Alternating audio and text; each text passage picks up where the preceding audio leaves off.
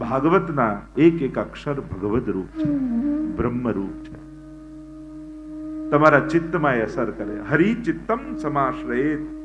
ભાગવતના મહાત્મ્યમાં તો કહ્યું સ્વયં ભગવાન ચિત્તમાં આવીને બિરાજી જાય છે, તમારા હૃદયમાં આવીને બિરાજી જાય છે. એવો ભાગવતનો પ્રભાવ બતાવે છે. તમે કોઈ અગ્નિ સળગતો એની પાસે જઈને બેસો તો ગરમાશ લાગવાની છે. તમે કોઈ બરફની પાસે જઈને બેસો તો ઠંડીનો અનુભવ થવાનો છે. તમારે ઠંડી માંગવાની જરૂર નથી, તાપ અગ્નિ પાસે ગરમી માંગવાની જરૂર નથી, એને હાથ તો લાંબો કરીને આપવાની જરૂર નથી, પણ એનો પ્રભાવ એવો છે કે એના પ્રભાવની અસર થાય. એમ શ્રીમદ ભાગવતમાં જઈને બેસશો ને, ખાલી તમારે મુક્તિ માંગવાની જરૂર નથી, તમારું કલ્યાણ માંગવાની જરૂર નથી, ભગવાન માંગવાની જરૂર નથી. ભાગવતનો પ્રભાવ એવો છે કે તમને ભાવથી ભરી દેશે. એનો પ્રભાવ એને આપવાની પણ જરૂર નથી. અમુક વસ્તુમાં કર્મ કે ક્રિયાની કે વ્યવહારની આવશ્યકતા નથી હોતી. એના પ્રભાવ હેઠળ આવો એટલે એની અસર તમારા ઉપર થાય છે. એમ જ ભાગવતમાં 7 દિવસ બેસો, 3 દિવસ બેસો, એક ઘડી આવીને, એક ઘડી આધી ઘડી આધી में पुनि आध तुलसी संगत साधु की कटे कोटि अपराध. તો આધીમાં આધી, અડધીમાં અડધી એટલે પાઘડી કહીએ ને. શોભાયાત્રામાં કેવા પાઘડી પહેરીને ફેરીને ફરતા હોય, આપણે મહેન્દ્રભાઈ સરસ પાઘડી પહેરી. તો આજ પાઘડી કથામાં બેસો ને એનું જ પ્રતીક પાઘડી છે કે ભલે અડધીમાં અડધી આ પાઘડી બેસી જાઓ તો એ કથામાં કલ્યાણ કરનારું છે. એવા કથાનો આ પ્રભાવ છે. અને કથા કોઈ ને કોઈ પ્રકારથી જીવનમાં કોઈ ઘડીએ વિચાર કરો, અત્યારે તમે કથામાં ન હોત ને આ આયોજન ન થયું તો અત્યારે ક્યાં બેઠા હોત તમે? કેમ બધાને હસવા? હું તો એમ જ કે ક્યાંક સત્સંગમાં તો હું તો એવું જ માનતો હતો. શું કરતા હોત વિચાર કરો. આટલા બધા ભાઈઓ ક્યાં હોત તમે બધા? વિચાર કરો. જો ઠાકોરજી આપણી ક્ષણોને કેવી સુધારતા હોય છે. આ ન થયું હોત, આ ન હોત, આપણે ક્યાં હોત? શું કરતા હોત? વિચાર કરો. એવું કંઈક કરતા હોત જેમાં આપણા આત્માનું કલ્યાણ થાય. ન જ હોત ને, તમે કન્ફર્મ છો ને બધા, શ્યોર છો ને બધા? તો જો ઠાકોરજીની કૃપા તમને સમજાવું છું. ઠાકોરજીએ તમારી પાસે આ 3 કલાક લઈ લીધા. આ 3 કલાક હું મારા નામે લખું છું, એમ 3 દિવસ માટે પોતાના નામે લખી દીધું. આ કેવું ઠાકોરજી કૃપા કરે છે. જો ના આ ન થયું તો આપણે અહીંયા ન હોત. આ ઠાકોરજીની કૃપા છે કે આ બધું થયું તો આપણે અહીંયા. એટલે ઘણીવાર સત્સંગના આયોજનો કરાવવા માટે પણ ઠાકોરજી એના ચિત્તમાં પ્રવેશતા હોય છે. ભગવાન કોઈના હૃદયમાં બિરાજી અને કેટલા લોકોના કલ્યાણના એ ક્ષણોને, એ લેખોને લખતા હોય છે ભગવાન. અને એટલા માટે હું તો ઘણીવાર એમ કહું કે કંકોત્રી તો ઘણાને મળે, પણ જેની જન્મોત્રીમાં કથા લખાઈ હોય ને એ જ કથામાં આવી શકે. બાકી કંકોત્રીઓ તો ઘણા સુધી પહોંચતી હોય. ઠાકોરજી આપણા ભાગ્યમાં લખે ને એ ક્ષણો ત્યારે જ આવે. આપણે તો કેમ ભાગ્યથી વધારે કોને મળે? ભગવાને ભાગ્યમાં લખ્યું એટલે મળ્યું ને આપણને. 2 પ્રકારનું ભાગ્ય હોય. એક કર્મથી પેદા થયેલું ભાગ્ય અને ઠાકોરજીના કૃપાથી મળેલું ભાગ્ય, જેને આપણે સૌભાગ્ય કહીએ. ભાગ્ય સૌભાગ્ય શ્રી અમને જો દે. આ રાધાજી રાધાષ્ટમીના દિવસે આપણા ભાગ્યમાં સત્સંગ ઠાકોરજીએ લખ્યો. તો આ કૃપા જ છે. તો આ વેદોનું ફળ નિગમ કલ્પતરોર ગલિતમ ફલમ એ શ્રીમદ ભાગવત છે. રસમાલયમ આલય છે. એટલે જ આપણે ત્યાં ભાગવતજીને ઔષધાલય કહ્યું, ન્યાયાલય કહ્યું, વિદ્યાલય કહ્યું, ગ્રંથાલય કહ્યું, રસમાલય કહ્યું. કેટલા આલયો ભાગવતજીમાં સમાયેલા છે. આ ઔષધિ પણ છે, અમૃત તો છે, પણ ભવૌ સદા છોત્ર મનો વિરામાત નિવૃત્ત તરશૈરુપગીયમાનાત. ભવૌષધિ કઈ છે? શરીર માટે તો ઘણી બધી દવાઓ લેતા રહી, પણ આ ભવરોગને દૂર કરવાની એક જ દવા છે અને એ છે શ્રીમદ ભાગવત. ભગવત નામ એ જ છે. એ જ્યારે જીભ પર મૂકી દો છો ને ત્યારે ભવરોગ મટી જાય. આ ન્યાયાલય છે. જીવનમાં ઘણીવાર પાપ અને પુણ્યના ન્યાય કરવા એ આપણા વશમાં નથી હોતો. ભાગવત એનો ન્યાય કરે છે. આ ગ્રંથાલય છે. સમસ્ત ગ્રંથોનો સાર શ્રીમદ ભાગવતમાં છે. નિગમ કલ્પ તરોર ગલિતમ ફલમ વેદ રૂપી વૃક્ષ, જેની ઉપનિષદો ને પુરાણ અનેક શાખા પ્રશાખા પત્રો આ બધું જ વિરાટ ફેલાયેલું કલ્પવૃક્ષ, અને એના ઉપર લાગેલું આ ગલિત ફલ. ભાગવત રસમાલય છે. સમસ્ત રસો એટલે તો પૂર્ણ પુરુષોત્તમની કથા છે ને, કે અહીંયા પ્રભુએ સમસ્ત રસો પ્રગટાવ્યા પોતાની લીલા દ્વારા. સમસ્ત રસોનું દાન પરમાત્માએ કર્યું છે. એટલે જ રસો વૈસીની કથા છે. રસો વૈસા, સમસ્ત રસો પ્રગટાવીને પૂર્ણ પુરુષોત્તમ હોય એ જ નવે નવ રસોનું દાન કરી શકે. એવા શ્રી કૃષ્ણની આ ગાથા છે. તો ભાગવતનો સાર આપણે 3 દિવસમાં પાન કરવાનો છે. શ્રીમદ ભાગવતના મહાત્મ્યની કથા પ્રારંભમાં વર્ણિત કરવામાં આવે. 2 પુરાણમાં વિશેષ રૂપે મહાત્મ્ય ગવાયું છે, એક સ્કંદ પુરાણ અને બીજું પદ્મ પુરાણમાં. 4 અધ્યાયમાં સ્કંદ પુરાણમાં કથા કહી છે, 6 અધ્યાયમાં પદ્મ પુરાણમાં કથા કહી છે. પ્રાય વિવેક એ છે, વ્યવહાર એ છે, ભાગવતજીનું મહાત્મ્ય જે પદ્મ પુરાણ અંતર્ગત છે એને વર્ણન કરવામાં આવે. 6 અધ્યાય એટલા માટે ભગવાનની કથા છે.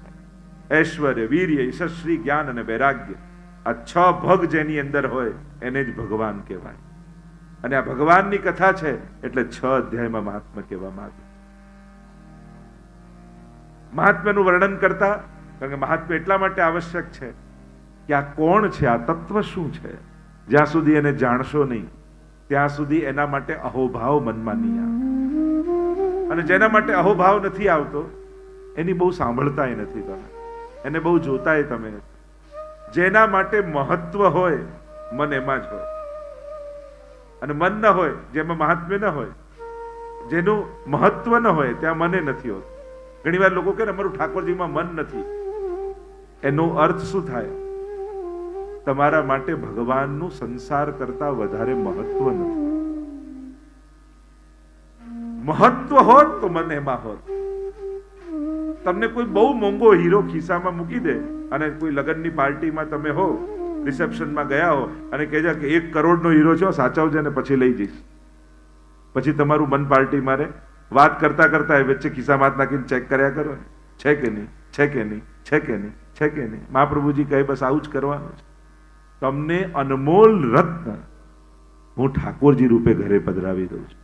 એટલે સંસારના બધા કાર્યો કરતા કરતા થોડી થોડી ક્ષણે ચેક કરતા રહેજો, છે કે નહીં, છે કે નહીં, છે કે નહીં. બસ આટલું જ કરવાનું. ચેતસ્તત પ્રવણમ સેવા વ્યાવૃત્તોપી હરૌ ચિત્તમ. મહાપ્રભુજીના શબ્દોમાં કહું કે વ્યાવૃત્તિ કરો, ચિત્ત હરી મારા. કારણ કે તમારા માટે આ બધા કરતા મહત્વના ઠાકોરજી છે. અને જે દિવસે એને એ રીતે સ્વીકારી લેશો, સૌથી મહત્વનું, પછી દરેક ઘટનાઓમાં એને ચકાસતા રહેજો કે તમારી સાથે છે કે નહીં, સાથે છે કે પ્રભુ જોડે છે કે નહીં. સતત પ્રભુને સાથે રાખવા. એમ ભલે આપણે સેવા કરીને પઢાવી દઈએ પણ એ ભાવાત્મા રૂપે તો સદાય તમારી સાથે હોય છે. એટલે જ મહત્વનું એ છે. અર્જુન અને દુર્યોધનનો મૂળ ફરક શું છે? એને સેના લઈ લીધી. અર્જુને એને કહ્યું કે હું હથિયાર હાથમાં નહીં લઉં, પણ એને ભરોસો છે ભગવાન સાથે હશે ને તો વિજય મારો જ થવાનો છે. હું એટલા માટે જ તમને ભગવાન સાથે રાખવાનું કહું છું, કારણ કે સદાય તમારો વિજય થાય જો ભગવાન સાથે હશે. બાકી સેનાઓ મળી, સામર્થ્ય લાગે, ટોળું લાગે, ઘણા બધા સહયોગી લાગે, પણ વિજય તો એનો જ હોય જેની સાથે ભગવાન હોય છે. મહાપ્રભુજી આપણને સાથે આપ્યા, માથે આપ્યા, માથે પધરાવી દીધા. સાથે તો છે તારા માથે પધરાવી દો. તો વિચાર કરો મહાપ્રભુજીની કેટલી મોટી કૃપા. સંસારમાં રહેતા રહેતા ચિત્ત હરીમાં વિક્રેતુ કામા કિલ ગોપ કન્યા મુરારી પાદાર્પિત ચિત્ત વૃત્તિ દધ્યાધિકમ મોહવશાદ ભોચ ગોવિંદ દામોદર માધવેતિ. ગોપીઓ જ્યારે દહીં વહેંચવા જાય ત્યારે મોહન મહિલોની કરતા કરતા ચિત્ત હરિમાં જાય એટલે મોહન લો કરવા લાગે. સરળ જ છે ભક્તિ. એ કોઈ કલાક બચે છે એટલે કરવાની ક્રિયા નથી. એને તો આપણા આ જીવન સાથે વણી દેવાની. અને જીવન સાથે ભગવાનને વણી દો એટલે પલ પલમાં ઠાકોરજી તમારી સાથે થઈ જાય, તમારો થઈ જાય. અને જે ક્ષણે તમારો થઈ જાય એટલે તો પંચાક્ષરમાં હે કૃષ્ણ હું તારો છું. બસ આ મહામંત્ર પંચાક્ષરનો એ જીવનની સમજ બની જાય ને પછી ક્યાંય કોઈ અલગથી પાઠ કરવા બેસવાની જરૂર ન પડે. હું ભગવાનનો છું, જ્યાં છું, જેની જોડે છું, જે કરી રહ્યો છું, પણ હું ભગવાનનો છું. બસ આ એક શબ્દ નહીં પણ સમજણ બની જાય તો જીવનમાં ક્રાંતિ થઈ જાય. મહાત્મ્યનું વર્ણન એટલા માટે કર્યું, જ્યારે મહાત્મ્ય બુદ્ધિ સ્થાપિત પરમાત્મામાં થશે ને ત્યારે સદાય ચિત્ત એનામાં રહેશે. આવો મહાત્મ્યનું પ્રવેશ કરતા મંગલાચરણ જે વ્યાસજીએ કર્યું. અને આ એક શ્લોક એવો છે કે બધાએ મોઢે કરવા જેવો. બહુ સુંદર શ્લોક છે. ભગવાન કૃષ્ણને જેટલા સરળતાથી આમાં સમજાવી દીધા, 32 અક્ષરમાં 32 લક્ષણ વાળા શ્રી કૃષ્ણને સમજાવી દીધા કે આ કૃષ્ણ છે કોણ. અનુષ્ટુપ છંદમાં 8 અક્ષર હોય ને, 8 ચોક 32 લક્ષણ વાળા પરમાત્મા છે.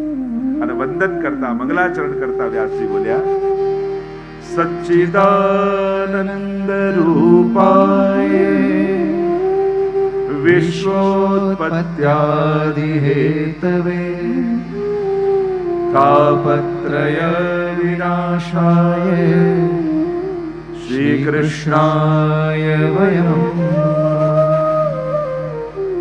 कितने सुंदर ढंग से प्रभु को समझाया.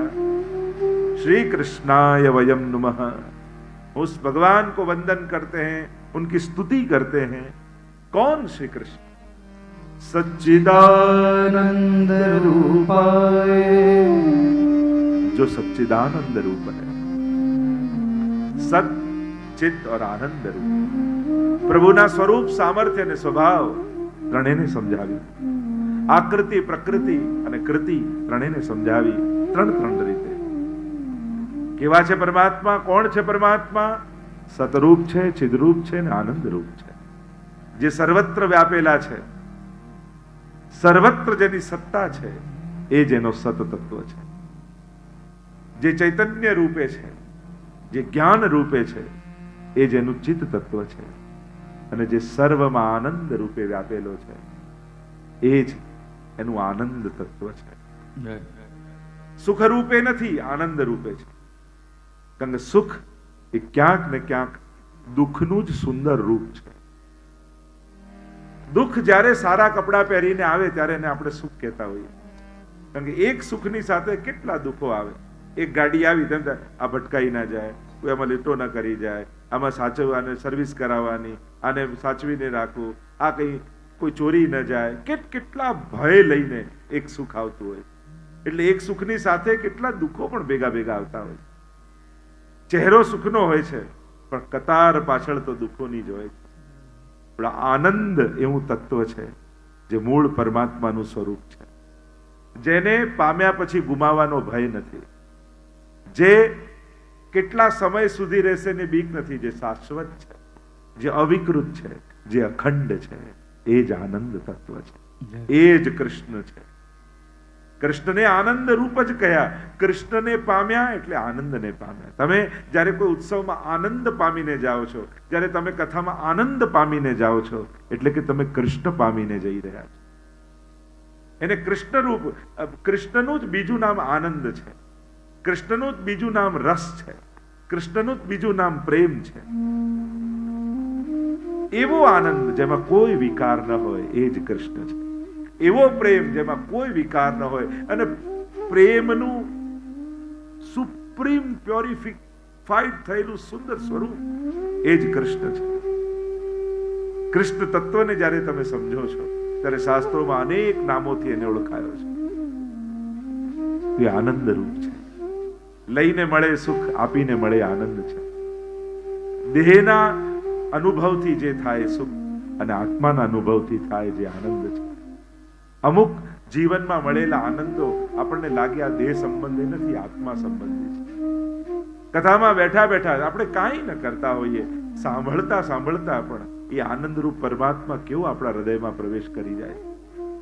એમ લાગે કે પરમાત્માએ આ લાંબો હાથ કરીને મારા માથે હાથ મૂક્યો હોય, એવી હૂંફનો અહેસાસ કથામાં બેઠા પછી આપણને થાય. આ પ્રભુના પ્રભાવનો અહેસાસ એ આનંદરૂપ છે. એની પાસે બેસો તો એ આનંદનો અહેસાસ થાય. તમે શ્રીનાથજી દર્શન કરવા જાઓ ત્યારે સુખ મળે, આનંદ મળે એવી કોઈ સંજોગો હોતા નથી.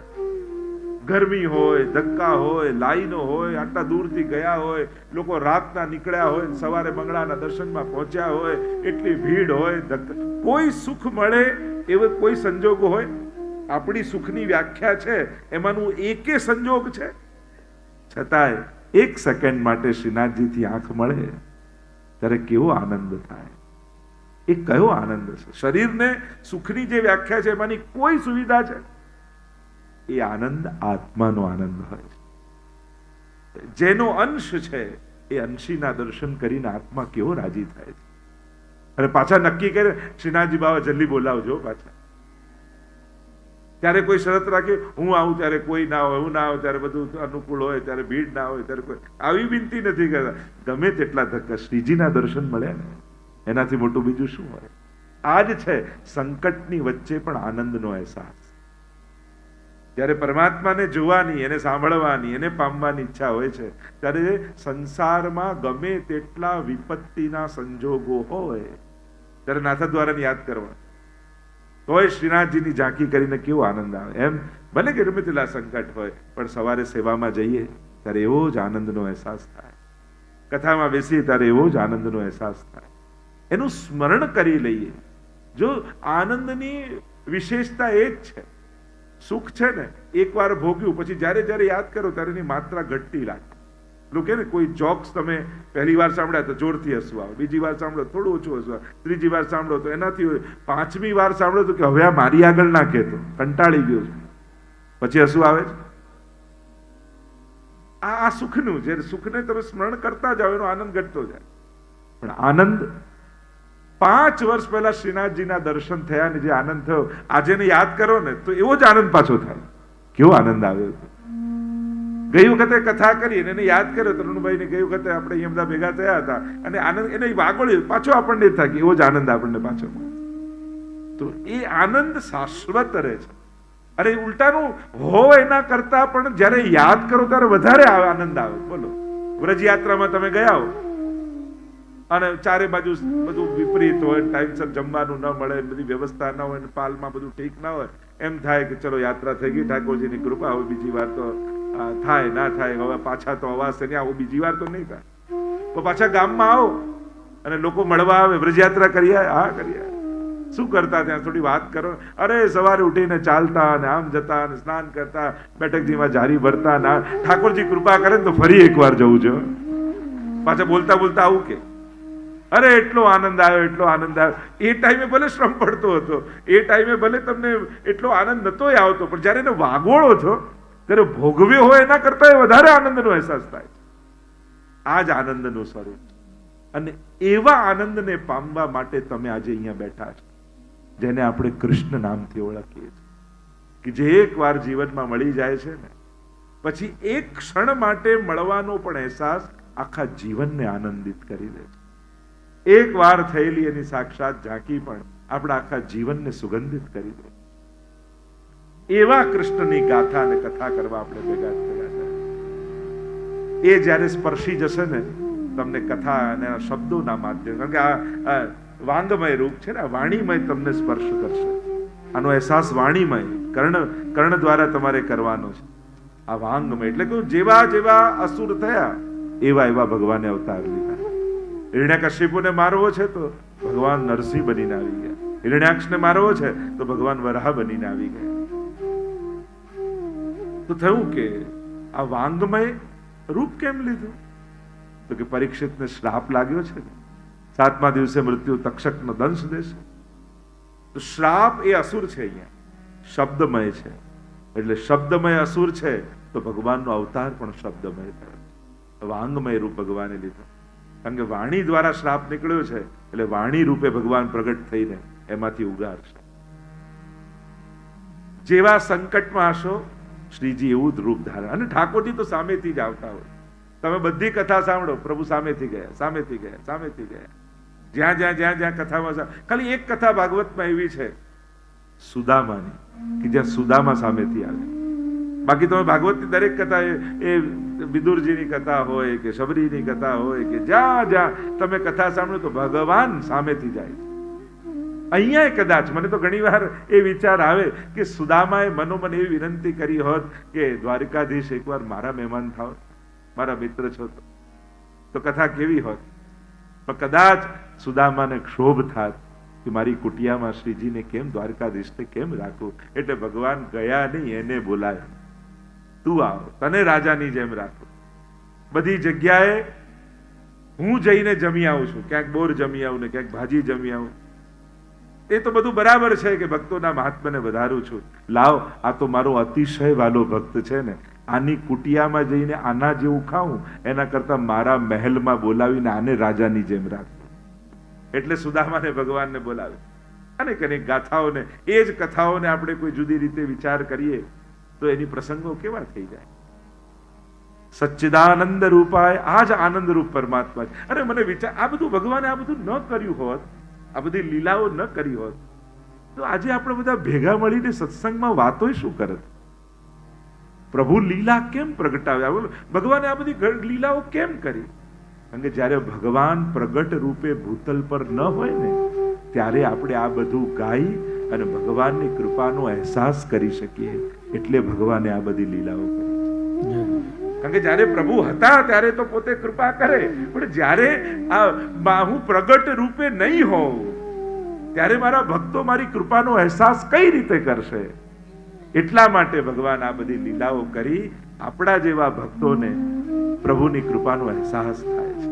એક એક લીલાઓના પ્રસંગોનું જ્યારે અવગાહન આપણે કરીએ ત્યારે એમ થાય કે હું સુદામા છું, હું શબરી છું, હું વિદુર છું, હું ગોપી છું, હું સખા છું. પોતાની જાતને આપણે ભક્ત જોડે આત્મસાત કરી લઈએ અને ઠાકોરજી એના પર નહીં આપણા પર કૃપા કરતા હોય ને એમ કથા સાંભળતા સાંભળતા આપણને એવો અહેસાસ થઈ જાય કે ઠાકોરજી તો મારા પર કૃપા કરી રહ્યા. કારણ કે ભક્તો તો બધાય સમાન હોય છે, ભક્તોમાં થોડી ભેદ હોય છે. પ્રભુએ ભક્તોને ઘડ્યા છે જેવા, જે લાગણી ક્યાંક એ ભગવદીઓમાં છે, એ નંદ બાબા, યશોદા, ગોપીજનો, ગોપોમાં છે, એ જ બધી લાગણીઓ આ ભક્તોની અંદર ભગવાને રાખી જ છે. હા, કદાચ એ લાગણીઓના સર્વોચ્ચ અવસ્થા ઉપર છે, પણ આપણે પહેલા પગથિયે તો છીએ જ ને. એ કૃષ્ણનું નામ સાંભળતા ક્યાંક આપણને રોમાંચ તો થાય છે. કૃષ્ણ નામ જબતે શ્રવણ સુન્યો રિયાલી, ભૂલી રી ભવન હો તો બાવરી થઈ. ક્યાંક એ પ્રેમના ઉર્મિઓ આપણા હૃદયમાં એ કૃષ્ણ માટે જાગે જ છે. આપણે પહેલા પગથિયે છીએ ને એ તો ધજાઓ, ગોપી પ્રેમ કી ધ્વજા, એ ધ્વજાએ છે. યાત્રામાં તો છીએ આપણે, ક્યારેક પહોંચીશું. સચ્ચિદાનંદ રૂપાય શું કરે છે? વિશ્વોત્પત્યાદિ હેતવે, વિશ્વની ઉત્પત્તિ સ્થિતિને લય કરે છે. કરનારો એ જ છે, એ જ સર્જન કરનારો છે, એ જ પાલન કરનારો છે, એ જ વિસર્જન કરનારો છે. એટલે મનુષ્યને મળશે કે નહીં એની બહુ ચિંતા નહીં કરવી. એટલે ભાગવતજી માટે કહ્યું છે ભય, મોહ, આ બધા જેટલા લક્ષણો આપણી અંદર છે એ બધા જ માણસની અંદર એટલા માટે જ છે કારણ કે એને અવિશ્વાસ છે. જે દિવસે વિશ્વાસ દ્રઢ થઈ જશે, ન રહેશે મોહ, ન રહેશે ભય, ન રહેશે રાગ, ન રહેશે દ્વેષ. ભગવાન બધું કરનારો છે, આપનારો છે, વિશ્વની ઉત્પત્તિ કરનારો એ છે. તો જે બધાને સર્જનારો છે, જેને મને સર્જ્યો છે, એ મારી ચિંતા પણ કરશે. નાનકડું બાળક કેવું નિશ્ચિંત થઈને માના ખોળામાં ન બોલી શકતું હોય, ન સમજાવી શકતું હોય, ન માંગી શકતું હોય, છતાંય ચિંતા નથી. કારણ આશ્રય છે, એને ભરોસો છે કે જેને જન્મ આપ્યો છે એ માં ખવડાવશે ખરી, મને ભૂખ્યું નહીં સુવા દે. આ વિશ્વાસ અને નિશ્ચિંતા આપે છે. આપણને સર્જનારા ઉપર આપણને જ ભરોસો નથી. જેણે ઘડ્યા છે એ પૂરું કરવાનું જ છે. તો વિશ્વની ઉત્પત્તિ કરનારો એ, પાલન કરનારો એ, લય કરનારો એ નાશ નથી કરતો, એ પોતાનામાં સમાવી લે છે, પોતાનામાં લય કરે છે. મહાપ્રભુજી નાશ શબ્દનો પ્રયોગ નથી કરતા, આવિર્ભાવ અને તિરોભાવ શબ્દનો પ્રયોગ કરે છે. બ્રહ્મ જ આવિર્ભૂત થયો અને બ્રહ્મ જ લય કરે છે. તમે આ એક જે નાટક ચાલી રહ્યું છે, લીલા ચાલી રહી છે પ્રભુની, એના દ્રષ્ટા બનો તો આનંદ આવશે. તમે પોતે રોલ કરવા લાગશો, યા તમે પોતે નટો નાટ્ય ધરો, યથા કુંતાજીએ પણ કહ્યું છે સ્તુતિમાં કે આ કેવું નાટક પ્રભુ આપનું. અમે સાચું માની લઈએ છીએ. જ્યારે અળગા થઈ અને દ્રષ્ટા ભાવે જોતા રહેશો તો આ ખેલને માણશો. મહાપ્રભુજીના શબ્દોમાં આ જ વાત કહું તો તથૈવ તસ્ય લીલેતી મત્વા ચિંતામ ધૃતમ ત્યજે. આ બધી જ એની લીલા છે. તમે આ બધાનું જ્યારે સાચું ખોટું, સારું ખરાબ, સારું વધારે, આમ કરવું જોઈતું તું આમ કર, રાગ દ્વેષ, આ બધા દ્રષ્ટિકોણથી મૂલ્યાંકન કરવા બેસશો ના જગતનું તો થાકી જશો. કોઈ નિર્ણય પર ક્યારે નહીં પહોંચી શકો. પણ આ બધી પ્રભુની લીલા છે. જ્યારે તમે કોઈ પરિવર્તન કરવા સમર્થ ન રહો ત્યારે દ્રષ્ટા ભાવે જોયા કરો. આ ઠાકોરજી ખેલી રહ્યા છે. હા, તમારું સામર્થ્ય તમારા કહેવાથી કોઈ બદલાવા તૈયાર થતું હોય તો બદલવાની, પણ જ્યારે એક સંજોગ એવા આવે કે હવે દ્રષ્ટા ભાવે પ્રભુની રમતને જોવી છે, માણવી છે, ત્યારે બસ એ રમતના દ્રષ્ટા બનશો તો આનંદ માણી શકશો. એની લીલા છે. તો સર્જન કરનારો એ, પાલન કરનારો એ, ને લય કરનારો એ. ભગવાને આ દુનિયામાં કઈ વધારાનું બનાવ્યું નથી. પણ આપણને લાગે પેલું જેમ ઘડિયાળ કોઈ એમ થાય કે લાવ ખોલીને, રેડિયો ઘણા સમયમાં નહીં જૂના, લાવ હું રિપેર કરું, અને પેલું ખોલે જયારે બંધ કરવા જાય ત્યારે આટલો મસાલો વધે. એમ થાય કે આ બધું અંદર નાખ્યું તું કઈ રીતે, આ તો પેક જ નથી થતું. તો બધી વસ્તુ કામની જ હતી, કોઈ વધારાની તો નાખી નથી. આપણને ફાવતું નથી.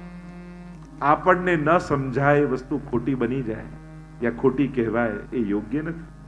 આપણી સમજણ નાની છે. દુનિયાને જોવાની, દુનિયાને સમજવાની ક્યાંક આપણી સમજણ બહુ જ નાની છે. આપણે સમજી શકતા નથી, અને નથી સમજી શકતા તો ચુકાદાઓ બેઠા બેઠા ના આપો કે આ ખોટું, ના સાચું, આમ નતું કરવું, આમ કરવું જોઈએ, આમ કરવું જોઈએ. આનો અંત જ નથી. આનો અંત એક જ છે, હરી ઈચ્છા. મારે આનાથી અલિપ્ત થવું છે. જ્યારે સુધારી નથી શકતા તો સુધારવાની કોશિશ પણ છોડી દો.